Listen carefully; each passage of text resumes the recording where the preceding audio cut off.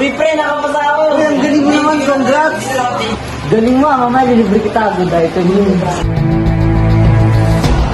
Ito, Joko, try mo to. Good item to. Maganda to. Ayoko niyan, masama yan.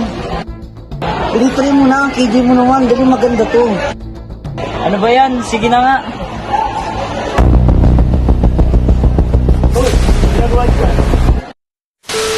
Pabata ng pabata ang mga natututong manigarilyo. Kaya naman isinusulong ng isang grupo na iakyat sa 21 anyos ang pwedeng makabili ng yosi. 15 anyos si alias Carlito nang mahuli dahil sa paggamit ng marijuana. Naging runner din siya ng droga noon. Impluwensya ng mga kaibigan at pangangailangan sa pera ang nag-udyok sa kanya. Ang taon nang naninigarilyo si Berting, 13 anyos siya nang magsimulang magyosi. Kwento niya, nakuha niyang manigarilyo dahil sa pambubuyo ng mga barkada. Niyaya po ako. Sa una po ayoko po eh.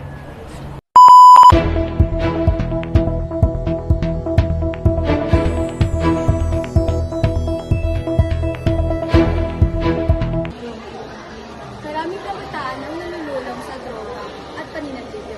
Ano nga ba ang mga dahilan nito? Maraming kabataan ang nagsisimula dahil naiimpluwensyahan sila ng kanilang mga kaibigan at gusto nilang makisabay sa grupo. Ang iba naman ay gumagamit ng droga o naninigarilyo dahil sa stress, lungkot o mga problema sa pamilya.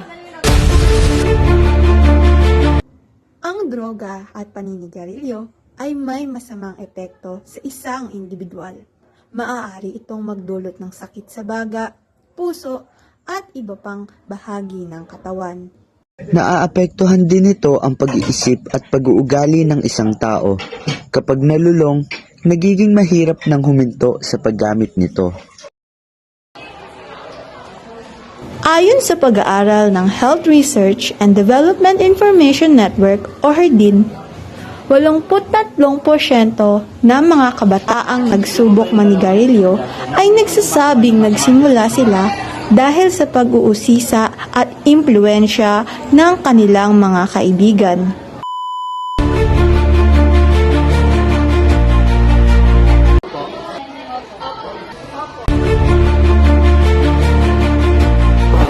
Ang kaibigan ko ng stepbrother ko, akala niya okay lang po mag-alak and sigarilyo kapag stress and kaya niya pong i-stop to anytime.